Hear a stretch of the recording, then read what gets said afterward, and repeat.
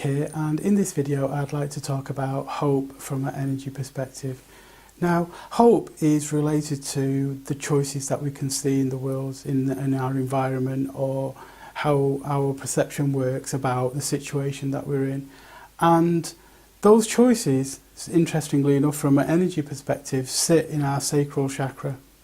And the sacral chakra, when it's balanced and when it's aligned, we can see any and all options that are available in this world, in this, or what I like to call the organic world. So, for instance, in this room here, if I wanted to leave this room, then I could walk out of the door over there. Now, in extreme situations, perhaps I could break the window and go out of the window.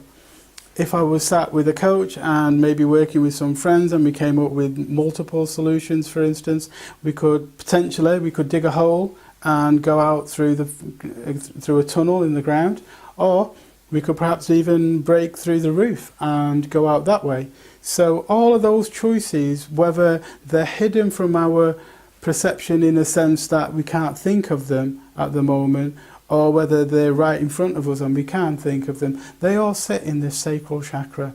So when it's aligned, we can see options that are, kind of invisible to us but still available to us in this world, like for instance breaking out of the window.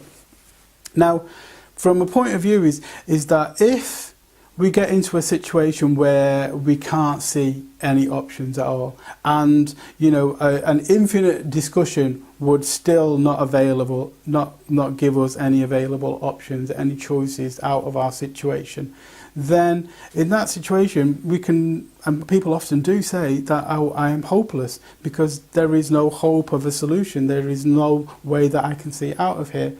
And usually, most of the time, it's not that we're hopeless, it's just that we can't come up with that view of the world that will give us a solution to our problem. And that's where, coaches come in.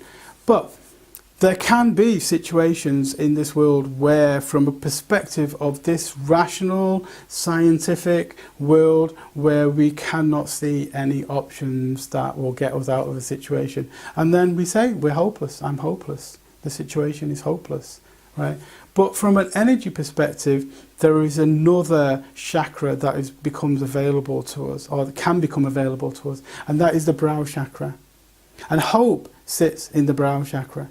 Okay, options in this world sit, and choices sit in the sacral chakra, but hope sits here, because when we run out of available options in this world from the sacral point of view, and there is no way out, if I'm in a metal box and there are no doors, there are no tools, and there are no exits, windows or anything, then I'm in a situation that is hopeless. I cannot get out there. There is no options for me to go. There is no tools for me to use to get out of there. There are no cracks or anything. It is a hopeless situation. Okay, so what we can then turn to is our brow chakra, because what the brow chakra does is gives us options that are not in this world. Okay, it gives us solutions that can come from a place that is not in this world and bring them into this world, and that is what the brow chakra can give us. Right? That's why, from a brow perspective, it is impossible to be hopeless.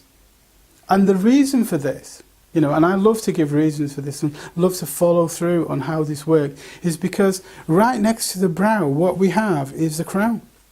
And the crown gives us an infinite connection to the universe. Okay? And given that infinite connection, through one or more of those connections, we can get a solution to our current problem, which down here seems hopeless, but up here is hopeful.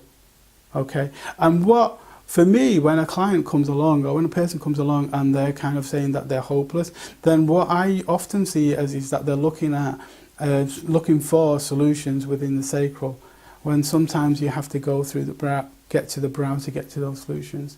Now, as with many issues that we have in this world, the way to get from here to there through a flow situation is flowing through here. And unfortunately, you've got the gateway heart in between them.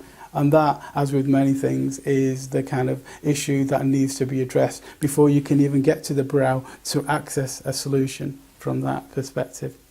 Okay, so, and I'll talk about the gateway later, and I'll talk about the gateway a lot, the heart a lot. So hopefully I'll see you in another video soon. Bye.